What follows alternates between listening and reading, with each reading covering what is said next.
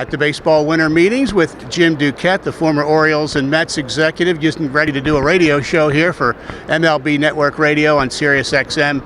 And Jim, thanks for taking a few minutes with us. It's a day before the official start, but things are already happening here. Always. I mean, usually that first day, everyone kind of glides in and they try to sneak in some of the agents, players.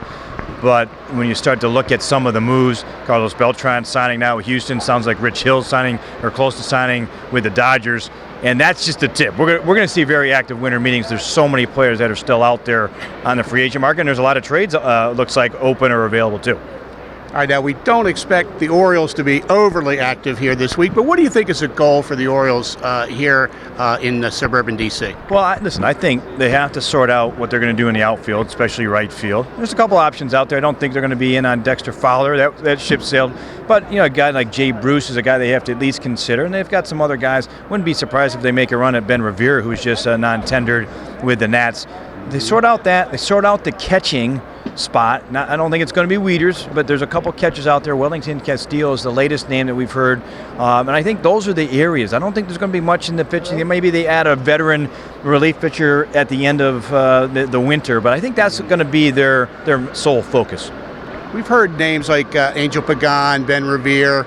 As you said, the high-end outfield market, maybe they're not playing in that market. Which guy is a good fit, or which guys are good fits? Well, listen, I think Revere, we saw this last year when they had Bourne in particular at the top of the lineup, and they didn't have to rely solely on the power guys, the home runs to score runs.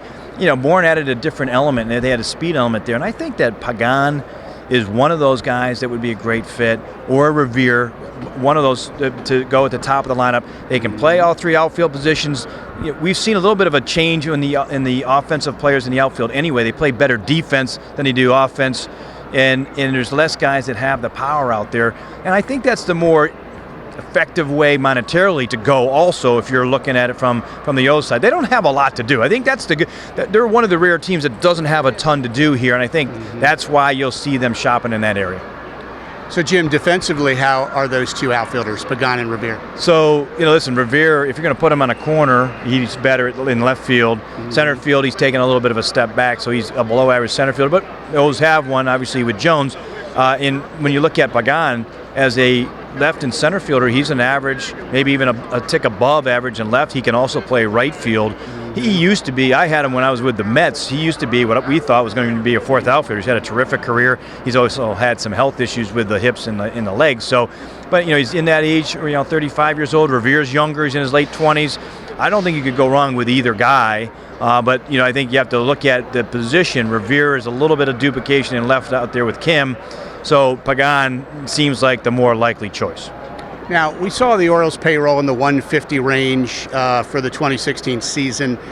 Jim, what is your guess, estimate, what range it will be in for 2017? It's hard to know for sure with the Orioles. That was one of those things where you don't like to have it a moving target, but it's likely going to be in the same range, right around that 150 as it was.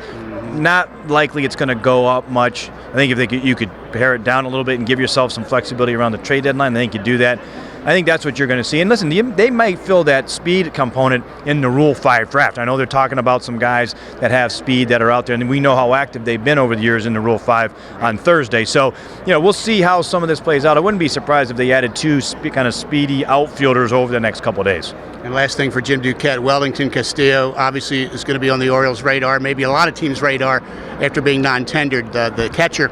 How is his offense and his D? So Castillo is an interesting guy because he can give you at times a combination of both. He can give you the offense and the defense. He's a plus defender with a good arm. The offense has been a little bit sporadic, and he's been traded quite a bit during the day. But I think what ended up happening there in Arizona was he didn't have a good year. They were going to have to pay him $8 million in arbitration, so they non-tender him. What's interesting about that is, we were just talking about was he might get a 2-year deal for $10 million. Jason Castro had a 3-year deal for, about $25 million. And he's not maybe Castro, but he's, it might be a 2-year deal for the same type of money. So there's going to be a lot of competition. A lot of teams out there need catching besides the O's. This man's going to be extremely busy over the next few days, and appreciate him taking a few minutes for us here. Of course, we see Jim on MASN a lot, so Jim, thanks very much. All right, Steve, thanks for having me. Jim Duquette with us here on MASNsports.com.